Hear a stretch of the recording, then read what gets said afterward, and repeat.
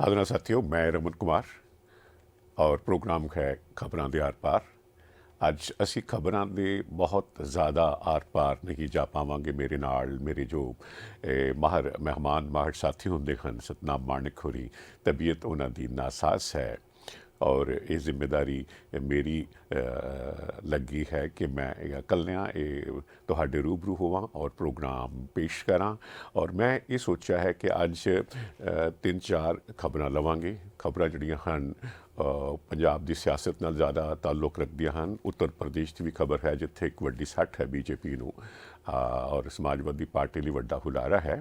ਤਾਂ ਉਹ ਖਬਰਾਂ ਬਾਅਦ 'ਚ ਪੇਸ਼ ਕਰਾਂਗੇ। ਔਰ ਮੈਂ ਮਨ ਇਹ ਬਣਾਇਆ ਕਿ ਜੋ ਸਾਡੇ ਅਜੀਤ ਅਖਬਾਰ ਦੇ ਮੁੱਖ ਸੰਪਾਦਕ ਹਨ ਜਨਾਬ ਬਰਜਿੰਦਰ ਸਿੰਘ ਹਮਦਰਦ ਹੋਰੀ, ਉਹਨਾਂ ਦਾ ਜੋ ਸੰਪਾਦਕੀ ਹੈ ਉਹ ਉਸੇ ਤਰ੍ਹਾਂ ਹੀ ਹੂਬਹੂ ਜਿਵੇਂ ਉਹਨਾਂ ਨੇ ਲਿਖਿਆ ਹੈ ਉਹ ਮੈਂ ਪੜ੍ਹ ਕੇ ਤੁਹਾਡੇ ਸਾਹਮਣੇ ਰੱਖਾਂ ਔਰ ਉਸ ਤੋਂ ਬਾਅਦ ਜੋ ਹੈ ਉਹ ਅਸੀਂ ਬਾਕੀ ਖਬਰਾਂ ਵੱਲ ਉਸੇ ਹੀ ਅੰਦਾਜ਼ ਦੇ ਵਿੱਚ ਅੱਗੇ ਵਧਾਂਗੇ।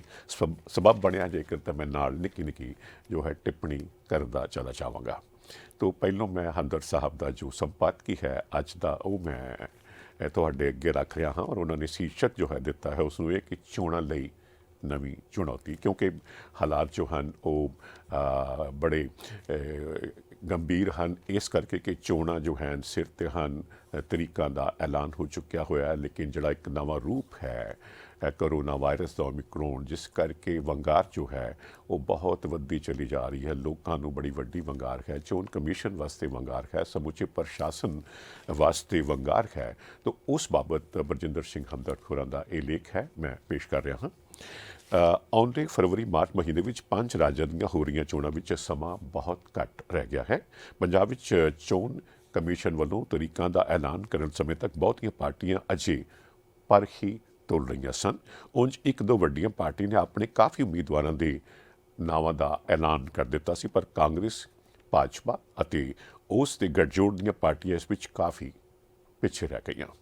ਹਾਲੇ ਤੱਕ ਵੀ ਉਹਨਾਂ ਦੀਆਂ ਸੂਚੀਆਂ ਸਾਹਮਣੇ ਨਹੀਂ ਆਈਆਂ, ਜਿਸ ਕਰਕੇ ਉਮੀਦਵਾਰਾਂ ਵੱਲੋਂ ਆਪਣੀ ਚੋਣ ਮੁਹਿੰਮ ਸ਼ੁਰੂ ਨਹੀਂ ਕੀਤੀ ਜਾ ਸਕੀ।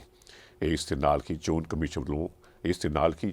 ਕਮਿਸ਼ਨ ਵੱਲੋਂ ਕੋਵਿਡ ਦੀ ਮਹਾਮਾਰੀ ਦੇ ਚਲਦਿਆਂ ਜਿਨ੍ਹਾਂ ਪਾਬੰਦੀਆਂ ਦਾ ਐਲਾਨ ਕਰ ਦਿੱਤਾ ਗਿਆ ਹੈ ਉਸ ਨਾਲ ਸਥਿਤੀ ਹੋਰ ਵੀ ਅਜੀਬੋ ਗਰੀਬ ਬਣਦੀ ਨਜ਼ਰ ਆਉਂਦੀ ਹੈ। ਕਮਿਸ਼ਨ ਵੱਲੋਂ 15 ਜਨਵਰੀ ਤੱਕ ਰੈਲੀਆਂ, ਜਲੂਸ ਅਤੇ ਰੋਡ ਸ਼ੋਅ ਕਰਨ ਤੇ ਲਾਈ ਪਾਬੰਦੀ ਨੇ ਐਲਾਨੇ ਤੇ ਸੰਭਾਵੀ ਉਮੀਦਵਾਰਾਂ ਨੂੰ ਬੇਵਸ ਕਰ ਦਿੱਤਾ ਹੈ। ਸਾਰੇ ਹੀ ਆਪੋ ਆਪਣੇ ਢੰਗ ਤਰੀਕੇ ਨਾਲ ਵੋਟਰ ਤੱਕ ਪਹੁੰਚਣ ਦਾ ਯਤਨ ਕਰਨ ਵਿੱਚ ਲੱਗੇ ਹੋਏ ਹਨ। ਇਸ ਲਈ ਹਰ ਤਰ੍ਹਾਂ ਦੇ ਮੀਡੀਆ ਦਾ ਸਹਾਰਾ ਲਿਆ ਜਾਣ ਲੱਗਾ ਹੈ ਤਾਂ ਜੋ ਉਹ ਆਪਣੀ ਗੱਲ ਲੋਕਾਂ ਤੱਕ ਪਹੁੰਚਾ ਸਕਣ, ਪਰ ਸਿਰਫ ਇਸ ਸਭ ਨਾਲ ਉਹਨਾਂ ਦੀ ਸੰਤੁਸ਼ਟੀ ਨਹੀਂ ਹੋਣ ਲੱਗੀ। ਬਰਜਿੰਦਰ ਹੋਰੀ ਅੱਗੇ ਲਿਖਦੇ ਹਨ, ਜੇਕਰ 15 ਜਨਵਰੀ ਤੋਂ ਬਾਅਦ ਵੀ ਹਾਲਾਤ ਅਜਿਹੇ ਹੀ ਬਣੇ ਰਹੇ ਤਾਂ ਚੋਣ ਦ੍ਰਿਸ਼ ਕਿਸ ਤਰ੍ਹਾਂ ਦਾ ਹੋਵੇਗਾ, ਇਸ ਬਾਰੇ ਅਜੇ ਸਮਝ ਪੈਣੀ ਮੁਸ਼ਕਿਲ ਹੈ, ਕਿਉਂਕਿ ਇਹ ਅੰਦਾਜ਼ਾ ਵੀ ਲਗਾਇਆ ਜਾ ਰਿਹਾ ਹੈ ਕਿ ਆਉਂਦੇ ਦਿਨਾਂ ਵਿੱਚ ਕੇਸਾਂ ਦੀ ਗਿਣਤੀ ਵਿੱਚ ਕਾਫੀ ਵੱਡਾ ਇਜ਼ਾਫਾ ਹੋ ਸਕਦਾ ਹੈ। ਜੇਕਰ ਅਜਿਹਾ ਹੁੰਦਾ ਹੈ ਤਾਂ ਚੋਣ ਕਮਿਸ਼ਨ ਵੱਲੋਂ ਮੁੜ ਚੋਣ ਸਰਗਰਮੀਆਂ ਨੂੰ ਸੀਮਤ ਕਰਨ ਦੀ ਗੱਲ ਕਹੀ ਜਾ ਸਕਦੀ ਹੈ। ਦੇਸ਼ ਵਿੱਚ ਕੋਵਿਡ ਮਹਾਮਾਰੀ ਦੀ ਲਹਿਰ ਲਗਭਗ ਪਿਛਲੇ 2 ਸਾਲ ਤੋਂ ਚੱਲ ਰਹੀ ਹੈ। ਇਸ ਸਮੇਂ ਦੌਰਾਨ ਪਹਿਲਾਂ ਵੀ ਕੁਝ ਰਾਜਾਂ ਵਿੱਚ ਚੋਣਾਂ ਹੋਈਆਂ ਸਨ ਜਿਨ੍ਹਾਂ ਦੇ ਬਾਅਦ ਵਿੱਚ ਬੜੇ ਗੰਭੀਰ ਨਤੀਜੇ ਸਾਹਮਣੇ ਆਏ ਸਨ। ਸਾਲ 2020 ਵਿੱਚ ਅਕਤੂਬਰ-ਨਵੰਬਰ ਦੇ ਮਹੀਨੇ ਵਿੱਚ ਬਿਹਾਰ ਵਿੱਚ ਚੋਣਾਂ ਹੋਈਆਂ ਸਨ ਅਤੇ ਮਾਰਚ-ਅਪ੍ਰੈਲ 2021 ਵਿੱਚ ਪੱਛਮ ਬੰਗਾਲ, ਤਮਿਲਨਾਡੂ, ਕੇਰਲ, ਪੁਡੂਚੇਰੀ ਅਤੇ ਅਸਾਮ ਵਿੱਚ ਚੋਣ ਪ੍ਰਕਿਰਿਆ ਚੱਲੀ ਸੀ। ਉਸ ਸਮੇਂ ਵੱਡੇ ਯਤਨਾਂ ਦੇ ਬਾਵਜੂਦ ਚੋਣ ਕਮਿਸ਼ਨ ਤੇ ਤਤਕਾਲੀ ਪ੍ਰਸ਼ਾਸਨ ਵੱਖ-ਵੱਖ ਤਰ੍ਹਾਂ ਇਕੱਠੀਆਂ ਹੋਈਆਂ ਲੋਕਾਂ ਦੀ ਪੀੜਾ ਨੂੰ ਰੋਕ ਸਕਣ ਵਿੱਚ ਅਸਮਰੱਥ ਰਹੇ ਸਨ, ਜਿਸ ਕਾਰਨ ਇਹ ਬਿਮਾਰੀ ਹੋਰ ਵੀ ਫੈਲ ਗਈ ਸੀ ਅਤੇ ਇਸ ਦੇ ਸਿੱਟੇ ਬੜੇ ਮਾਰੂ ਸਾਬਤ ਹੋਏ ਸਨ। ਇਸ ਲਈ ਵੀ ਹੁਣ ਚੋਣਾਂ ਦੇ ਐਲਾਨ ਦੇ ਸਮੇਂ ਕਮਿਸ਼ਨ ਨੇ ਇਸ ਗੱਲ ਦਾ ਵੱਡਾ ਧਿਆਨ ਰੱਖਿਆ ਹੈ। 15 ਜਨਵਰੀ ਤੱਕ ਲੋਕਾਂ ਦੀ ਸਭਾਵਾਂ 'ਤੇ ਰੋਕ ਲਗਾਉਣ ਲਈ ਇਸ ਵਿੱਚ ਸ਼ਾਮਲ ਹੈ। ਆਉਂਦੇ ਸਮੇਂ ਵਿੱਚ ਜੇਕਰ ਕਮਿਸ਼ਨ ਵੱਲੋਂ ਚੋਣ ਸਰਗਰਮੀਆਂ ਵਿੱਚ ਖੁੱਲ੍ਹਾਂ ਦਿੱਤੀਆਂ ਜਾਂਦੀਆਂ ਹਨ ਤਾਂ ਵੀ ਕਈ ਪੱਖਾਂ ਤੋਂ ਉਮੀਦਵਾਰਾਂ ਤੇ ਲੋਕਾਂ ਨੂੰ ਸੁਚੇਤ ਹੋਣਾ ਪਵੇਗਾ ਅਤੇ ਇਸ ਲਈ ਪ੍ਰਸ਼ਾਸਨ ਤੇ ਚੋਣ ਕਮਿਸ਼ਨ ਵੱਲੋਂ ਅਹਿਤਿਆਤ ਵਰਤਣ ਦੇ ਦਿੱਤੇ ਗਏ ਆਦੇਸ਼ਾਂ 'ਤੇ ਅਮਲ ਕਰਨਾ ਹੋਵੇਗਾ। ਲੇਖ ਜਾਰੀ ਹੈ। ਔਰ ਬਰਜਿੰਦਰ ਹੋਰੀ ਅੱਗੇ ਲਿਖਦੇ ਹਨ ਕਿ ਚੋਣ ਕਮਿਸ਼ਨ ਨੇ ਹੁਣ ਸੰਬੰਧਿਤ ਰਾਜਾਂ ਦੀਆਂ ਸਰਕਾਰਾਂ ਨੂੰ ਵੀ ਇਹ ਸਖਤ ਹਦਾਇਤ ਦਿੱਤੀ ਹੈ ਕਿ ਵੋਟਰਾਂ ਦੇ ਟੀਕਾਕਰਨ ਨੂੰ ਹਰ ਸੂਰਤ ਵਿੱਚ ਜ਼ਰੂਰੀ ਬਣਾਇਆ ਜਾਵੇ। ਕੁਝ ਰਾਜਾਂ ਵਿੱਚ ਟੀਕਾਕਰਨ ਦਾ ਅਨੁਪਾਤ ਕਾਫੀ ਜ਼ਿਆਦਾ ਹੈ, ਪਰ ਕੁਝ ਰਾਜ ਇਸ ਤੋਂ ਪਛੜੇ ਨਜ਼ਰ ਆਉਂਦੇ ਹਨ। ਰਹਿੰਦੇ ਸਮੇਂ ਵਿੱਚ ਇਸ ਸੰਬੰਧੀ ਸਰਗਰਮੀ ਤੇਜ਼ ਹੋਣੀ ਚਾਹੀਦੀ ਹੈ। ਬਿਨਾਂ ਸ਼ੱਕ ਸੰਬੰਧਿਤ ਪਾਰਟੀਆਂ ਤੇ ਉਮੀਦਵਾਰਾਂ ਨੂੰ ਹਾਲਾਤ ਦੇ ਮੱਦੇਨਜ਼ਰ ਵੱਡੇ ਇਮਤਿਹਾਨ 'ਚੋਂ ਗੁਜ਼ਰਨਾ ਪਵੇਗਾ, ਪਰ ਸਿਰ ਤੇ ਆ ਪਈ ਇਹ ਮਜਬੂਰੀ ਸਭ ਲਈ ਇੱਕੋ ਜਿਹੀ ਹੀ ਮੰਨੀ ਜਾਣੀ ਚਾਹੀਦੀ ਹੈ। ਜਿਨ੍ਹਾਂ ਪਾਰਟੀ ਨੇ ਪਹਿਲਾਂ ਚੋਣ ਤਿਆਰੀ ਨਹੀਂ ਕੀਤੀ ਸੀ, ਉਹਨਾਂ ਲਈ ਸਮੇਂ ਦੀ ਨਜ਼ਾਕਤ ਕਾਰਨ ਪਏ ਖਸਾਰੇ ਨੂੰ ਸਮਝਿਆ ਜਾ ਸਕਦਾ ਹੈ, ਪਰ ਹਰ ਤਰ੍ਹਾਂ ਦੇ ਇਸ ਮੀਡੀਆ ਯੁੱਗ ਵਿੱਚ ਖਬਰ ਖੋਜ ਤਾਂ ਸਭ ਨੂੰ ਮਿਲਦੀ ਹੀ ਰਹਿੰਦੀ ਹੈ ਅਤੇ ਵੋਟ ਪਾਉਣ ਵਾਲੇ ਵੀ ਜਗਿਆਸੂ ਹੋ ਕੇ ਆਪਣਾ ਮਨ ਬਣਾਉਂਦੇ ਰਹਿੰਦੇ ਹਨ। ਕੀਤੇ ਜਾ ਰਹੇ ਇਸ ਨਵੇਂ ਤਜਰਬੇ 'ਚੋਂ ਬਰਜਿੰਦਰ ਹੋਰੀ ਆਖ ਰਹੇ ਹਨ ਕਿ ਸਭ ਨੂੰ ਗੁਜ਼ਰਨਾ ਹੀ ਪੈਣਾ ਹੈ। ਸੋ ਹਾਲਾਤ ਦੀ ਇੱਕ ਮਜਬੂਰੀ ਹੈ ਔਰ ਇਸ ਹਾਲਾਤ ਦੀ ਮਜਬੂਰੀ ਦੇ ਦਾਇਰੇ ਵਿੱਚ ਰਹਿ ਕੇ ਚੋਣ ਪ੍ਰਕਿਰਿਆ ਵੀ ਪੂਰੀ ਕਰਨੀ ਹੈ। ਔਰ ਅਸੀਂ ਜਾਣਦੇ ਹਾਂ ਕਿ ਚੋਣ ਕਮਿਸ਼ਨ ਇਸ ਬਾਰੇ ਪਹਿਲਾਂ ਹੀ ਐਲਾਨ ਕਰ ਚੁੱਕਿਆ ਹੈ ਕਿ ਜਿੱਦਾਂ ਵਿੱਚ ਕਿ ਵੀ ਹਾਲਾਤ ਨੂੰ ਲੈ ਕੇ ਗੱਲ ਚੱਲੀ ਸੀ ਕਿ ਚੋਣ ਤਰੀਕਾਂ ਅੱਗੇ ਪਾਈਆਂ ਜਾ ਸਕਦੀਆਂ ਹਨ, ਚੋਣਾਂ ਮੁਲਤਵੀ ਕੀਤੀਆਂ ਜਾ ਸਕਦੀਆਂ ਹਨ। ਇਸ ਬਾਰੇ ਚੋਣ ਕਮਿਸ਼ਨ ਬਹੁਤ ਪਹਿਲੋਂ ਉਹ ਇਨਕਾਰ ਕਰ ਚੁੱਕਿਆ ਹੋਇਆ ਹੈ। ਔਰ ਇਹ ਵੀ ਅਸੀਂ ਜਾਣਦੇ ਹਾਂ ਕਿ ਕਿਸ ਕਦਰ ਕੇਸਾਂ ਦੀ ਗਿਣਤੀ ਵੱਧਦੀ ਜਾ ਰਹੀ ਹੈ, ਕਿਸ ਤਰ੍ਹਾਂ ਕੇਸ 1 ਲੱਖ ਤੋਂ ਫਿਰ 1.25 ਲੱਖ ਤੋਂ ਫਿਰ 1.5 ਲੱਖ ਵੱਲ ਕਿਸ ਤਰ੍ਹਾਂ ਗਾਂ ਤੁਰਦੇ ਜਾ ਰਹੇ ਹਨ। ਔਰ ਅਮਰੀਕਾ ਦੇ ਵਿੱਚ ਤਾਂ 10 ਲੱਖ ਦਾ ਅੰਕੜਾ ਪਾਰ ਹੋਇਆ ਸੀ ਔਰ ਬੀਤੇ ਦਿਨ ਉੱਥੇ ਕੇਸਾਂ ਦੀ ਗਿਣਤੀ ਇੱਕ ਦਿਨ ਦੇ ਵਿੱਚ 14 ਲੱਖ ਦੇ ਪਾਰ ਹੋ ਗਈ। ਇਹ ਵੀ ਸੱਚਾਈ ਹੈ, ਅਸੀਂ ਜਾਣਦੇ ਹਾਂ ਕਿ ਕੇਸਾਂ ਦੀ ਗਿਣਤੀ ਤਾਂ ਬਹੁਤ ਵੱਧ ਰਹੀ ਹੈ, ਲੇਕਿਨ ਇੱਕ ਕਿਹੜਾ ਪਹਿਲੂ ਹੈ ਜਿਹਦੇ ਨਾਲ ਥੋੜ੍ਹਾ ਜਿਹਾ ਹੌਸਲਾ ਮਿਲਦਾ ਹੈ ਔਰ ਅਸੀਂ ਇਹ ਜ਼ਰੂਰ ਹੈ ਕਿ ਕਿਸੇ ਨੇ ਵੀ ਕੋਈ ਅਣਗਹਿਲੀ ਨਹੀਂ ਕਰਨੀ, ਅਲਗਰਜ਼ੀ ਨਹੀਂ ਵਰਤਣੀ। ਉਹ ਇਹ ਹੈ ਕਿ ਇਸ ਜਿਹੜਾ ਨਵਾਂ ਰੂਪ ਹੈ ਓਮਿਕਰੋਨ, ਜਿਹੜਾ ਇਸ ਤੋਂ ਪਹਿਲਾਂ ਡੈਲਟਾ ਸੀ ਜਾਂ ਉਸ ਤੋਂ ਪਹਿਲਾਂ ਹੋਰ ਸਨ, ਇਸ ਦਾ ਮਾਰੂ ਅਸਰ ਉਨਾ ਜ਼ਿਆਦਾ ਨਹੀਂ ਹੈ ਜੋ ਸਾਹਮਣੇ ਆ ਰਿਹਾ ਹੈ ਔਰ ਜੋ ਮਾਹਰ ਵੀ ਦੱਸ ਰਹੇ ਹਨ। ਕਿਉਂਕਿ ਅਸੀਂ ਦੇਖ ਰਹੇ ਹਾਂ ਕਿ ਜਿਸ ਕਦਰ ਕੇਸਾਂ ਦੀ ਗਿਣਤੀ ਪੰਜਾਬ 'ਚ ਵੱਧ ਰਹੀ ਹੈ, ਸਮੁੱਚੇ ਦੇਸ਼ ਦੇ ਵਿੱਚ ਵੱਧ ਰਹੀ ਹੈ, ਉਸ ਹਿਸਾਬ ਨਾਲ ਉਸ ਦੇ ਅਨੁਪਾਤ ਮੁਤਾਬਕ ਜਿਹੜੇ ICU ਬੈੱਡਸ ਹਨ ਜਾਂ ਹੌਸਪੀਟਲਾਈਜੇਸ਼ਨ ਹੈ, ਲੋਕਾਂ ਦਾ ਹਸਪਤਾਲ ਦੇ ਵਿੱਚ ਇਲਾਜ ਲਈ ਭਰਤੀ ਹੋਣਾ ਹੈ, ਉਸ ਕਦਰ ਗਿਣਤੀ ਨਹੀਂ ਵਧੀ ਹੈ। ਸਥਿਤੀ ਉਸ ਕਦਰ ਜਿਹੜੀ ਹੈ ਜ਼ਿਆਦਾ ਗੰਭੀਰ ਨਹੀਂ ਹੈ, ਲੇਕਿਨ ਕਿਸੇ ਵੀ ਸੂਰਤ ਦੇ ਵਿੱਚ ਇਹ ਇਜਾਜ਼ਤ ਨਹੀਂ ਦਿੱਤੀ ਜਾ ਸਕਦੀ ਜਾਂ ਇਹ ਲਿਬਰਟੀ ਨਹੀਂ ਲਈ ਜਾ ਸਕਦੀ ਕਿ ਅਸੀਂ ਜਿੱਦਾਂ ਜੋ ਦਿਲ ਕਰਦਾ ਕਰੀਏ। ਸਾਨੂੰ ਉਸ ਦਾਇਰੇ 'ਚ ਰਹਿਣਾ ਪੈਣਾ ਹੈ, ਚੋਣ ਕਮਿਸ਼ਨ ਦੀਆਂ ਹਦਾਇਤਾਂ ਦੀ ਪਾਲਣਾ ਕਰਨੀ ਪੈਣੀ ਹੈ। ਔਰ ਜਿਵੇਂ ਬਰਜਿੰਦਰ ਹੋਰਾਂ ਨੇ ਵਿਸਥਾਰ ਨਾਲ ਇਹਦੇ ਵੱਖ-ਵੱਖ ਪਹਿਲੂ ਹੈ ਉਹ ਜੋ ਉਹਨਾਂ ਦਾ ਜ਼ਿਕਰ ਕੀਤਾ ਹੈ ਆਪਣੇ ਲੇਖ ਵਿੱਚ, ਆਪਣੇ ਸੰਪਾਦਕੀ ਵਿੱਚ, ਉਹ ਮੈਂ ਤੁਹਾਡੇ ਸਨਮੁਖ ਰੱਖ ਦਿੱਤੇ ਹਨ। ਸੋ ਜੀ ਅਗਲੀ ਖਬਰ ਵੱਲ ਵੱਧਦੇ ਹਾਂ ਔਰ ਜੋ ਖਬਰ ਹੈ ਇਸ ਦੇ ਵਿੱਚ ਹੋਈ ਰੁਝਾਨ ਹੈ ਕਿ ਕਿਸ ਤਰ੍ਹਾਂ ਭਾਰਤੀ ਜਨਤਾ ਪਾਰਟੀ ਉਹ ਵੱਖ-ਵੱਖ ਪਾਰਟੀਆਂ ਤੋਂ ਕਈ ਅਹਿਮ ਚਿਹਰਿਆਂ ਨੂੰ ਪਾਰਟੀ ਵਿੱਚ ਸ਼ਾਮਲ ਕਰ ਰਹੀ ਹੈ। ਰੁਝਾਨ ਜਾਰੀ ਹੈ ਔਰ ਖਬਰ ਜਿਹੜੀ ਤਾਜ਼ਾ ਹੈ ਉਸ ਮੁਤਾਬਕ ਭਾਜਪਾ ਵੱਲੋਂ ਸਿੱਖ ਚਿਹਰਿਆਂ ਨੂੰ ਪਾਰਟੀ ਵਿੱਚ ਸ਼ਾਮਲ ਕਰਨ ਦਾ ਰੁਝਾਨ ਬੇਰੋਕ ਜਾਰੀ ਹੈ। ਭਾਜਪਾ ਨੇ ਅੱਜ ਸੰਗਰੂਰ ਤੋਂ ਕਾਂਗਰਸ ਦੇ ਸਾਬਕਾ ਵਿਧਾਇਕ ਅਰਵਿੰਦ ਖੰਨਾ, ਸ਼੍ਰੋਮਣੀ ਗੁਰਦੁਆਰਾ ਪ੍ਰਬੰਧਕ ਕਮੇਟੀ ਦੇ ਲੰਮਾ ਸਮਾਂ ਪ੍ਰਧਾਨ ਰਹੇ ਮਰਹੂਮ ਜਥੇਦਾਰ ਗੁਰਚਰਨ ਸਿੰਘ ਟੌੜਾ ਹੋਰਾਂ ਦੇ ਦੋਤੇ ਕੰਵਰਵੀਰ ਸਿੰਘ ਟੌੜਾ ਅਤੇ ਲੁਧਿਆਣਾ ਤੋਂ ਯੂਥ ਅਕਾਲੀ ਆਗੂ ਗੁਰਦੀਪ ਸਿੰਘ ਗੋਸ਼ਾ ਨੂੰ ਪਾਰਟੀ ਵਿੱਚ ਸ਼ਾਮਲ ਕਰ ਲਿਆ ਹੈ। ਭਾਜਪਾ ਦੇ ਪੰਜਾਬ ਦੇ ਚੋਣ ਇੰਚਾਰਜ ਗਜਿੰਦਰ ਸਿੰਘ ਸ਼ੇਖਾਵਤ, ਪੰਜਾਬ ਇੰਚਾਰਜ ਦੁਸ਼ਯੰਤ ਗੁਪਤਾ, ਕੇਂਦਰੀ ਮੰਤਰੀ ਹਰਦੀਪ ਪੁਰੀ ਅਤੇ ਮਨਜਿੰਦਰ ਸਿੰਘ ਸਿਰਸਾ ਨੇ ਇਹਨਾਂ ਸਿਆਸਤਦਾਨਾਂ ਦਾ ਪਾਰਟੀ ਵਿੱਚ ਸਵਾਗਤ ਕੀਤਾ। ਸਮਾਗਮ ਇਹ ਦਿੱਲੀ ਦੇ ਵਿੱਚ ਹੋਇਆ। ਹਲਕਿਆਂ ਮੁਤਾਬਕ ਪਾਰਟੀ ਅਰਵਿੰਦ ਖੰਨਾ ਨੂੰ ਖੰਨਾ ਤੋਂ ਉਮੀਦਵਾਰ ਬਣਾਏਗੀ। ਜ਼ਿਕਰਯੋਗ ਹੈ ਕਿ ਅਰਵਿੰਦ ਖੰਨਾ ਪਹਿਲਾਂ ਸੰਗਰੂਰ ਅਤੇ ਫਿਰ ਧੁਰੀ ਤੋਂ ਕਾਂਗਰਸ ਦੇ ਵਿਧਾਇਕ ਰਹੇ ਹਨ। ਸਾਬਕਾ ਮੁੱਖ ਮੰਤਰੀ ਕੈਪਟਨ ਅਮਰਿੰਦਰ ਸਿੰਘ ਦੇ ਕਰੀਬੀ ਮੰਨੇ ਜਾਂਦੇ ਖੰਨਾ ਸਾਲ 2014 ਤੋਂ ਸਰਗਰਮ ਸਿਆਸਤ ਤੋਂ ਦੂਰ ਹੋ ਗਏ ਸਨ। ਭਾਜਪਾ ਵਿੱਚ ਸ਼ਾਮਲ ਹੋਏ ਗੁਰਦੀਪ ਸਿੰਘ ਗੋਸ਼ਾ ਅਕਾਲੀ ਦਲ ਯੂਥ ਵਿੰਗ ਦੇ ਪ੍ਰਧਾਨ ਰਹਿ ਚੁੱਕੇ ਹਨ। ਅਕਾਲੀ ਨੇਤਾ ਬਿਕਰਮ ਸਿੰਘ ਮਜੀਠੀਆ ਦੇ ਨਜ਼ਦੀਕੀ ਮੰਨੇ ਜਾਂਦੇ ਗੋਸ਼ਾ ਨੇ ਮੰਗਲਵਾਰ ਨੂੰ ਹੀ ਆਪਣੇ ਅਹੁਦੇ ਤੋਂ ਅਸਤੀਫਾ ਦੇਣ ਦਾ ਐਲਾਨ ਕੀਤਾ ਸੀ, ਜਿਸ ਤੋਂ ਕੁਝ ਸਮਾਂ ਬਾਅਦ ਹੀ ਉਹ ਭਾਜਪਾ ਵਿੱਚ ਸ਼ਾਮਲ ਹੋ ਗਏ ਹਨ। ਸੋ ਜੀ ਇਹ ਕਿੰਨੇ ਹੀ ਦਿਨਾਂ ਤੋਂ ਅਸੀਂ ਜਦੋਂ ਜਦ ਪੰਜਾਬ ਚੋਣਾਂ ਵੱਲ ਵੱਧ ਰਿਹਾ ਹੈ ਤੇ ਕਿੰਨੇ ਹੀ ਦਿਨਾਂ ਤੋਂ ਅਸੀਂ ਇਹ ਦੇਖ ਰਹੇ ਹਾਂ, ਇੱਕ ਰੁਝਾਨ ਜਿਹੜਾ ਹੈ ਇੱਕ ਪਾਰਟੀ ਤੋਂ ਲੋਕਾਂ ਦਾ, ਉਮੀਦਵਾਰਾਂ ਦਾ, ਆਗੂਆਂ ਦਾ ਦੂਜੀ ਪਾਰਟੀ ਵਿੱਚ ਜਾਣਾ, ਇੱਧਰੋਂ ਉੱਧਰ ਤੇ ਉੱਧਰੋਂ ਇੱਧਰ ਆਉਣਾ, ਇਹ ਕੋਈ ਨਵੀਂ ਗੱਲ ਨਹੀਂ ਹੈ, ਪੁਰਾਣੀ ਗੱਲ ਹੈ। ਹਰ ਚੋਣਾਂ ਦੇ ਵਿੱਚ ਵੇਖਣ ਨੂੰ ਮਿਲਦੀ ਹੈ। ਕੁਝ ਉਹ ਚਿਹਰੇ, ਕੁਝ ਉਹ ਉਮੀਦਵਾਰ ਜਿਨ੍ਹਾਂ ਨੂੰ ਇਹ ਲੱਗ ਰਿਹਾ ਹੁੰਦਾ ਕਿ ਉਹਨਾਂ ਦੀ ਗੱਲ ਨਹੀਂ ਬਣਨੀ ਜਾਂ ਉਹਨਾਂ ਨੂੰ ਉਮੀਦਵਾਰ ਨਾ ਬਣਾਇਆ ਜਾਵੇ, ਤਾਂ ਫਿਰ ਉਹਨਾਂ ਨੂੰ ਦੂਜੇ ਪਾਸਿਓਂ ਜਿਹੜਾ ਹੈ ਉਹ ਸੱਦਾ ਮਿਲਦਾ ਹੈ ਜਾਂ ਕੋਈ ਓਪਨਿੰਗ ਨਜ਼ਰ ਆਉਂਦੀ ਹੈ ਤਾਂ ਦੂਰ ਉਸ ਪਾਸੇ ਤੁਰਦੇ ਹਨ। ਲੇਕਿਨ ਇਹਨਾਂ ਚੋਣਾਂ ਦੇ ਦੌਰਾਨ ਅਸੀਂ ਇਹ ਰੁਝਾਨ ਜਿਹੜਾ ਹੈ ਉਹ ਕਿਤੇ ਇਸ ਕਦਰ ਦੇਖ ਰਹੇ ਹਾਂ ਜਿੱਥੇ ਹੋਰਨਾਂ ਪਾਰਟੀਆਂ ਤੋਂ ਲੋਕ, ਵਿਧਾਇਕ, ਆਗੂ ਜ਼ਿਆਦਾ ਭਾਜਪਾ ਦੇ ਵਿੱਚ ਸ਼ਾਮਲ ਹੋ ਰਹੇ ਹਨ। ਔਰ ਜਦ ਕਿ ਅਸੀਂ ਇਹ ਦੇਖਦੇ ਹਾਂ ਕਿਤੇ ਬੀਤੇ 1 ਸਾਲ ਦੇ ਵਿੱਚ, ਸਵਾ ਸਾਲ ਦੇ ਵਿੱਚ ਜਦੋਂ ਦਾ ਪੰਜਾਬ ਦੇ ਵਿੱਚ ਔਰ ਫਿਰ ਦਿੱਲੀ ਦੇ ਬੂਹੇ 'ਤੇ ਕਿਸਾਨ ਅੰਦੋਲਨ ਚੱਲ ਰਿਹਾ ਸੀ, ਬੜੀ ਕਸੂਤੀ ਸਥਿਤੀ ਬਣੀ ਹੋਈ ਸੀ ਭਾਰਤੀ ਜਨਤਾ ਪਾਰਟੀ ਵਾਸਤੇ। ਆਗੂਆਂ ਦਾ ਘਰੋਂ ਬਾਹਰ ਨਿਕਲਣਾ ਔਖਾ ਸੀ, ਉਹਨਾਂ ਨੂੰ ਧਰਨਿਆਂ ਦਾ ਸਾਹਮਣਾ ਕਰਨਾ ਪੈ ਰਿਹਾ ਸੀ, ਉਹਨਾਂ ਦਾ ਘਿਰਾਅ ਹੋ ਰਿਹਾ ਸੀ। ਲੇਕਿਨ ਜਦੋਂ ਤੋਂ ਪ੍ਰਧਾਨ ਮੰਤਰੀ ਨਰਿੰਦਰ ਮੋਦੀ ਹੋਰਾਂ ਨੇ 3 ਖੇਤੀ ਕਾਨੂੰਨਾਂ ਨੂੰ ਵਾਪਸ ਲੈਣ ਦਾ ਐਲਾਨ ਕੀਤਾ, ਪਾਰਲੀਮੈਂਟ ਵੱਲੋਂ ਪਾਸ ਹੋ ਗਏ, ਤਾਂ ਇੱਕ ਜਿਵੇਂ ਇੱਕ ਰਾਹ ਖੁੱਲ੍ਹ ਗਿਆ ਹੋਵੇ ਭਾਰਤੀ ਜਨਤਾ ਪਾਰਟੀ ਵਾਸਤੇ ਸਾਹਮਣੇ ਆਉਣ ਦਾ, ਮਜ਼ਬੂਤ ਬਣ ਕੇ ਸਾਹਮਣੇ ਆਉਣ ਦਾ। ਔਰ ਉਹ ਪੂਰੀ ਉਸ ਦੀ ਕੋਸ਼ਿਸ਼ ਹੈ, ਔਰ ਖ਼ਾਸ ਤੌਰ 'ਤੇ ਕੋਸ਼ਿਸ਼ ਇਹ ਹੈ ਕਿ ਕਿਵੇਂ ਜਿਹੜੇ ਵੱਡੇ ਸਿੱਖ ਆਗੂ ਹਨ, ਜਿਨ੍ਹਾਂ ਦੀ ਸਮਾਜ ਦੇ ਵਿੱਚ ਵੱਡੀ ਪੈਠ ਹੈ, ਜਿਨ੍ਹਾਂ ਨੂੰ ਲੋਕ ਜਾਣਦੇ ਹਨ, ਜਿਨ੍ਹਾਂ ਦੀ ਗੱਲ ਸੁਣਦੇ ਹਨ, ਕਿਵੇਂ ਉਹਨਾਂ ਲੋਕਾਂ ਨੂੰ ਪਾਰਟੀ ਦੇ ਵਿੱਚ ਲੈ ਕੇ ਆਇਆ ਜਾਵੇ ਔਰ ਇਸ ਨੂੰ ਇੱਕ ਅਜਿਹੀ ਸ਼ਕਲ ਦਿੱਤੀ ਜਾਵੇ ਕਿ ਪਾਰਟੀ ਜਿਹੜੀ ਪਹਿਲੋਂ ਸਿਰਫ ਔਰ ਸਿਰਫ ਜ਼ਿਆਦਾ ਕਰਕੇ ਸ਼ਹਿਰੀ ਇਲਾਕਿਆਂ ਦੇ ਵਿੱਚ ਚੋਣਾਂ ਲੜਦੀ ਸੀ ਔਰ ਅਕਾਲੀ ਦਲ ਦੇ ਨਾਲ ਇਸ ਦਾ ਗੱਠਜੋੜ ਸੀ, ਤਾਂ ਉਹ ਹੁਣ ਕਿਤੇ ਆਪਣਾ ਪਾਸਾਰ ਵੱਡਾ ਕਰਨ ਜਾ ਰਹੀ ਹੈ।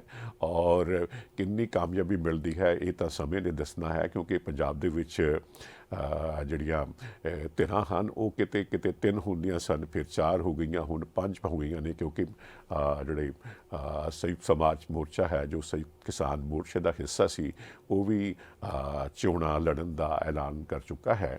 ਔਰ ਕਿਉਂਕਿ ਮੈਂ ਹੁਣ ਜ਼ਿਕਰ ਕੀਤਾ ਹੈ ਸੰਯੁਕਤ ਸਮਾਜ ਮੋਰਚੇ ਦਾ, ਜਿਹੜਾ ਬਲਬੀਰ ਸਿੰਘ ਰਾਜੇਵਾਲ ਹੋਰਾਂ ਦੀ ਰਹਿਨੁਮਾਈ ਦੇ ਵਿੱਚ ਹੋਂਦ ਵਿੱਚ ਆਇਆ ਹੈ, ਔਰ ਜਿਸ ਨੇ ਜੋ ਹੈ ਮੈਂ ਖਬਰ ਪੜ੍ਹ ਰਿਹਾ ਹਾਂ ਕਿ ਰਾਜੇਵਾਲ ਹੋਰਾਂ ਦੀ ਕਿ ਸੰਯੁਕਤ ਸਮਾਜ ਮੋਰਚਾ 117 ਸੀਟਾਂ 'ਤੇ ਚੋਣ ਲੜੇਗਾ। ਰਾਜੇਵਾਲ ਪੰਜਾਬ ਦੀਆਂ ਵੈਸੇ ਵੀ ਸਾਰੀਆਂ 117 ਸੀਟਾਂ ਹਨ, ਔਰ ਇਸ ਦਾ ਮਤਲਬ ਹੈ ਉਹ ਸਾਰੀਆਂ ਸੀਟਾਂ 'ਤੇ ਚੋਣ ਲੜਨ ਜਾ ਰਹੇ ਹਨ। ਇਹ ਖਬਰ ਦਾ ਕੁਝ ਹਿੱਸਾ ਜੋ ਹੈ ਮੈਂ ਐਜ਼ ਸੱਚ ਪੜ੍ਹ ਦੇਣਾ, ਔਰ ਫਿਰ ਜੇ ਥੋੜ੍ਹਾ ਇੱਕ ਗੱਲ ਹੋਰ ਕਰਨੀ ਹੋਗੀ ਇਸ ਬਾਬਤ ਅਸੀਂ ਉਹ ਵੀ ਕਰ ਲਾਂਗੇ। ਸੰਯੁਕਤ ਸਮਾਜ ਮੋਰਚਾ ਦੇ ਕਨਵੀਨਰ ਅਤੇ ਭਾਰਤੀ ਕਿਸਾਨ ਯੂਨੀਅਨ ਰਾਜੇਵਾਲ ਦੇ ਪ੍ਰਧਾਨ ਬਲਬੀਰ ਸਿੰਘ ਰਾਜੇਵਾਲ ਵੱਲੋਂ ਮੋਰਚੇ ਦੇ ਚੋਣ ਦਫ਼ਤਰ ਦਾ ਉਦਘਾਟਨ ਕੀਤਾ ਗਿਆ, ਕਿਤੇ ਐਸ ਨਗਰ ਦੇ ਵਿੱਚ ਹੀ, ਮੋਹਾਲੀ ਵਿਖੇ। ਔਰ ਇਸ ਮੌਕੇ ਪੱਤਰਕਾਰਾਂ ਨਾਲ ਗੱਲਬਾਤ ਕਰਦਿਆਂ ਰਾਜੇਵਾਲ ਨੇ ਕਿਹਾ ਕਿ ਸੰਯੁਕਤ ਸਮਾਜ ਮੋਰਚਾ ਪੰਜਾਬ ਵਿਧਾਨ ਸਭਾ ਦੀਆਂ 117 ਸੀਟਾਂ 'ਤੇ, ਯਾਨੀ ਕਿ ਸਾਰੀਆਂ ਸੀਟਾਂ 'ਤੇ ਆਪਣੇ ਉਮੀਦਵਾਰ ਖੜੇ ਕਰੇਗਾ।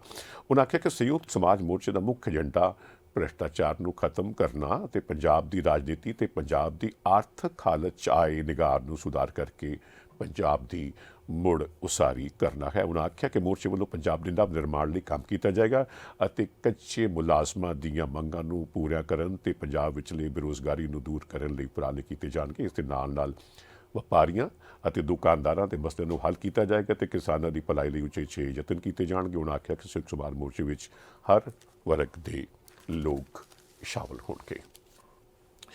ਸੋ ਇਹ ਤਾਂ ਉਹਨਾਂ ਨੇ ਆਖ ਦਿੱਤਾ ਹੈ। ਅਸੀਂ ਇਹ ਜ਼ਰੂਰ ਦੇਖਿਆ ਕਿ ਕਿਸ ਕਦਰ ਜਿਹੜੀ ਹੈ ਭਾਵੇਂ ਵੱਖ-ਵੱਖ ਜਥੇਬੰਦੀਆਂ ਸਿੱਖ ਕਿਸਾਨ ਮੋਰਚੇ ਦਾ ਹਿੱਸਾ ਸਨ ਔਰ ਜਿਹੜੇ ਇੱਕ ਪ੍ਰਮੁੱਖ ਆਗੂ ਸਨ ਔਰ ਪਰਿਪੱਕਵ ਆਗੂ ਸਨ, ਜਿਨ੍ਹਾਂ ਦਾ ਸਮਾਜ ਦੇ ਵਿੱਚ ਵੱਡਾ ਨਾਂ ਹੈ, ਕਿਸਾਨੀ ਦੇ ਵਿੱਚ ਵੱਡਾ ਨਾਂ ਹੈ, ਉਹ ਉੱਪਰਲੇ ਜਿਹੜੇ ਚਿਹਰੇ ਨੇ ਜਿਹੜੇ ਸਾਨੂੰ ਸਾਹਮਣੇ ਨਜ਼ਰ ਆਉਂਦੇ ਸਨ, ਉਹਨਾਂ ਦੇ ਵਿੱਚੋਂ ਬਲਬੀਰ ਸਿੰਘ ਰਾਜੇਵਾਲ ਹੋਰਾਂ ਦਾ ਇੱਕ ਪ੍ਰਮੁੱਖ ਚਿਹਰਾ ਰਿਹਾ ਹੈ।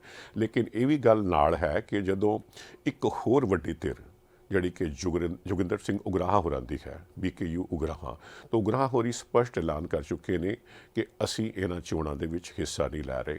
ਰੋਜ਼ ਇੱਕ ਉਹਨਾਂ ਦਾ ਇੱਕ ਬਿਆਨ ਹੁੰਦਾ ਹੈ ਔਰ ਸਾਰੀ ਗੱਲ ਉਹਦੇ ਆਸ-ਪਾਸ ਹੁੰਦੀ ਹੈ। ਪਹਿਲੋਂ ਕਿਤੇ ਉਹਨਾਂ ਨੇ ਥੋੜ੍ਹਾ ਜਿਹਾ ਠੋਕ ਕੇ ਇਹੋ ਜਿਹੀਆਂ ਗੱਲਾਂ ਕੀਤੀਆਂ ਸਨ ਕਿ ਭਾਈ ਜਿਹੜਾ ਮਸਲਿਆਂ ਦਾ ਹੱਲ ਹੈ, ਜੋ ਲੋਕਾਂ ਦੇ ਨਾਲ ਇਨਸਾਫ ਦਾ ਰਸਤਾ ਹੈ, ਉਹ ਅਸੈਂਬਲੀ ਪਾਰਲੀਮੈਂਟ ਵਿੱਚੋਂ ਨਹੀਂ ਗੁਜ਼ਰਦਾ, ਉਹ ਜੱਦੋ-ਜਹਿਦ 'ਚੋਂ, ਅੰਦੋਲਨ ਦੇ ਵਿੱਚੋਂ ਗੁਜ਼ਰਦਾ ਹੈ।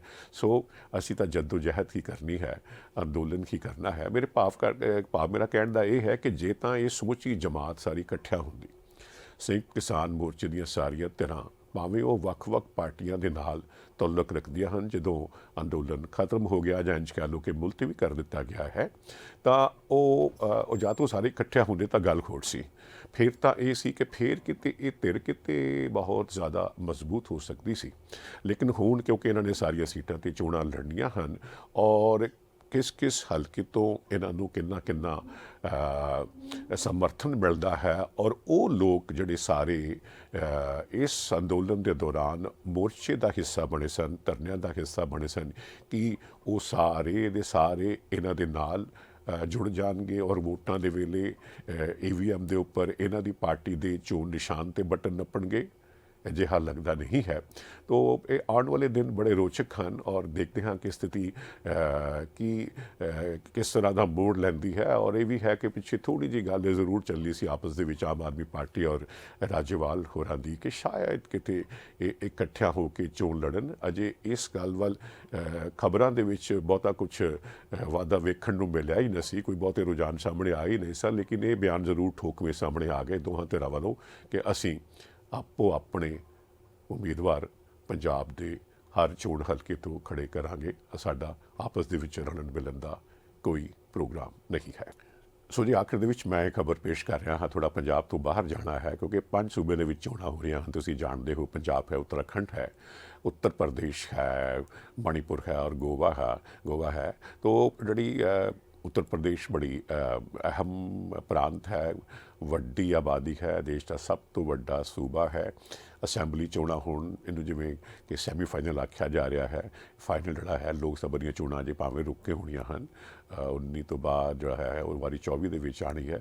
2014 ਦੇ ਵਿੱਚ ਵੀ BJP ਨੇ ਸਰਕਾਰ ਬਣਾਈ ਸੀ, 2019 ਦੇ ਵਿੱਚ ਵੀ ਸੈਂਟਰ ਦੇ ਵਿੱਚ BJP ਦੀ ਸਰਕਾਰ ਬਣੀ।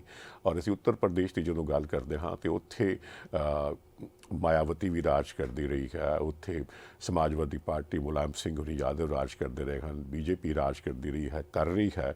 ਔਰ ਹਾਲ ਜਿਹੜਾ ਮਾੜਾ ਹੈ, ਦੇਖੋ ਜਿਹੜਾ 1 ਨੰਬਰ 'ਤੇ ਦੇਸ਼ ਦੀ ਪਾਰਟੀ ਹੁੰਦੀ ਸੀ ਸਮੁੱਚੇ ਦੇਸ਼ ਦੇ ਵਿੱਚ ਔਰ ਈਵਨ ਉੱਤਰ ਪ੍ਰਦੇਸ਼ ਦੇ ਵਿੱਚ, ਤੇ ਉਹਦਾ ਨਾਂ ਕਿਤੇ ਮੂੰਹੋਂ ਆਖਰ ਦੇ ਵਿੱਚ ਨਿਕਲਦਾ ਹੈ, ਜ਼ੁਬਾਨ ਤੇ ਆਖਰ ਵਿੱਚ ਆਉਂਦਾ ਹੈ। ਮੈਂ ਕਾਂਗਰਸ ਪਾਰਟੀ ਦੀ ਗੱਲ ਕਰ ਰਿਹਾ ਹਾਂ।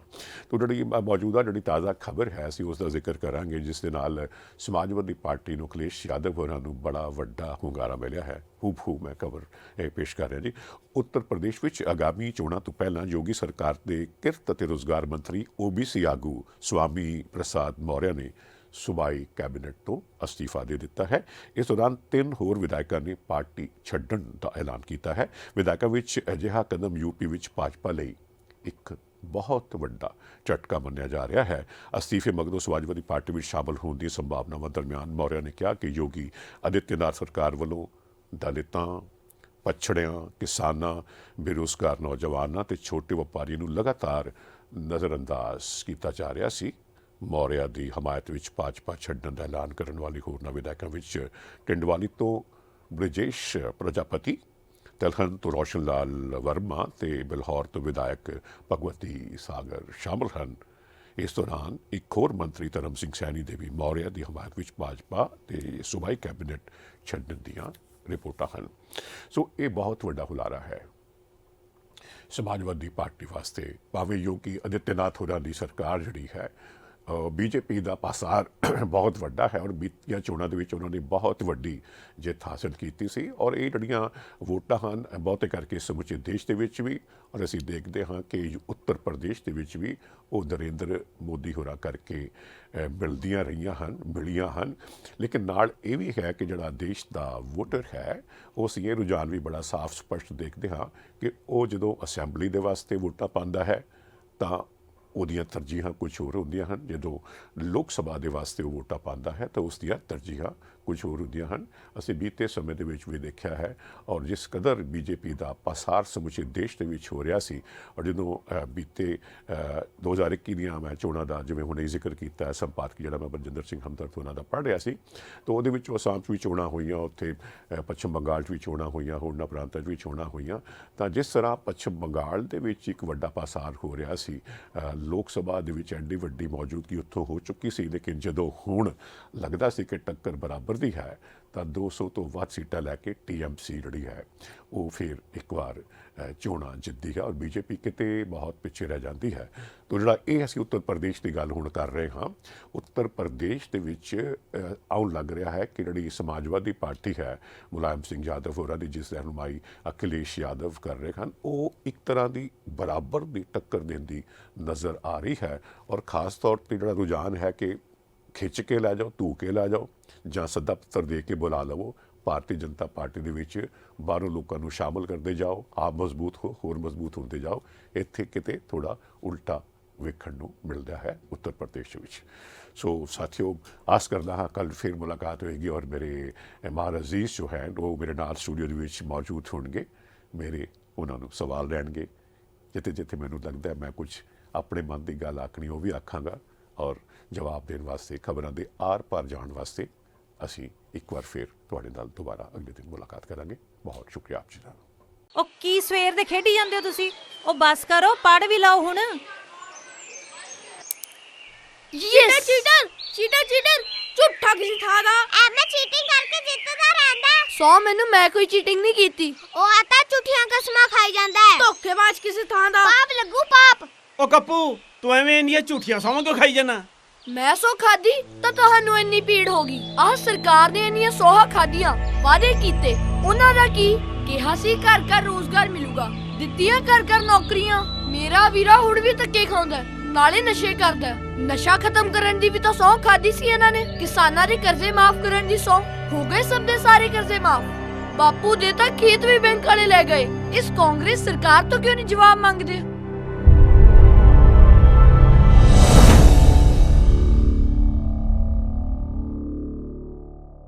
ਦੇਸ਼ ਦੁਨੀਆ ਦੀਆਂ ਤਾਜ਼ਾ ਖਬਰਾਂ ਦੇ ਲਈ ਹੁਣੇ ਪਲੇ ਸਟੋਰ ਤੋਂ ਡਾਊਨਲੋਡ ਕਰੋ ਪੰਜਾਬ ਦੀ ਆਵਾਜ਼ ਅਜੀਤ ਨਿਊਜ਼ ਐਪ। ਹੁਣ ਤੁਹਾਡਾ ਆਪਣਾ ਅਜੀਤ ਹਰ ਸੋਸ਼ਲ ਮੀਡੀਆ ਪਲੇਟਫਾਰਮ ਦੇ ਉੱਤੇ ਉਪਲਬਧ ਹੈ। ਫੇਸਬੁੱਕ ਦੇ ਉੱਤੇ ਹੁਣੇ ਲਾਈਕ ਤੇ ਫੋਲੋ ਕਰੋ ਅਜੀਤ ਦਾ ਅਫੀਸ਼ੀਅਲ ਪੇਜ ਡੇਲੀ ਅਜੀਤ, ਤੇ ਹਾਂ ਨਾਲ ਹੀ ਦੋਸਤਾਂ ਨੂੰ ਪੇਜ ਲਾਈਕ ਕਰਨ ਦੇ ਲਈ ਇਨਵਾਈਟ ਕਰਨਾ ਨਾ ਭੁੱਲਣਾ। ਇੰਨਾ ਹੀ ਨਹੀਂ, ਹਿੰਦੀ ਦੇ ਵਿੱਚ ਖਬਰਾਂ ਵਾਸਤੇ ਲਾਈਕ ਤੇ ਫੋਲੋ ਕਰੋ ਸਾਡਾ ਫੇਸਬੁੱਕ ਪੇਜ ਅਜੀਤ ਸਮਾਚਾਰ ਹਿੰਦੀ। YouTube ਦੇ ਉੱਤੇ ਵੀਡੀਓ ਖਬਰਾਂ ਦੇਖਣ ਦੇ ਲਈ ਹੁਣੇ ਸਬਸਕ੍ਰਾਈਬ ਕਰੋ ਅਜੀਤ ਦਾ official YouTube channel Ajit web TV। ਤੁਹਾਡਾ ਆਪਣਾ ਅਜੀਤ ਹੁਣ ਟਵਿੱਟਰ ਤੇ ਇੰਸਟਾਗ੍ਰਾਮ ਦੇ ਉੱਤੇ ਵੀ ਉਪਲਬਧ ਹੈ। ਟਵਿੱਟਰ ਦੇ ਉੱਤੇ ਖਬਰਾਂ ਦੇ ਲਈ ਫੋਲੋ ਕਰੋ ਡੇਲੀ ਅਜੀਤ, ਤੇ ਇੰਸਟਾਗ੍ਰਾਮ ਦੇ ਉੱਤੇ ਖਬਰਾਂ ਦੇ ਨਾਲ ਵੀਡੀਓ ਦੇਖਣ ਦੇ ਲਈ ਫੋਲੋ ਕਰੋ ਬਲੂ ਟਿਕ ਵਾਲਾ ਸਾਡਾ ਅਫੀਸ਼ੀਅਲ ਚੈਨਲ ਡੇਲੀ ਅਜੀਤ। ਇੰਨਾ ਹੀ ਨਹੀਂ, ਅਜੀਤ ਦੇ ਵੀਡੀਓ ਹੁਣ ਤੁਸੀਂ Apple TV ਦੇ ਉੱਤੇ ਵੀ ਵੇਖ ਸਕਦੇ ਹੋ, ਤੇ ਨਾਲ ਹੀ ਅਜੀਤ ਅਖਬਾਰ ਦਾ ਡਿਜੀਟਲ ਐਡੀਸ਼ਨ ਪੜ੍ਹਨ ਦੇ ਲਈ ਡਾਊਨਲੋਡ ਕਰੋ ਅਜੀਤ ਈ-ਪੇਪਰ ਐਪ। ਤੁਹਾਡਾ ਆਪਣਾ ਭਰੋਸੇਯੋਗ ਚੈਨਲ, ਤੁਹਾਡੀ ਆਪਣੀ ਆਵਾਜ਼, ਪੰਜਾਬ ਦੀ ਆਵਾਜ਼ ਅਜੀਤ।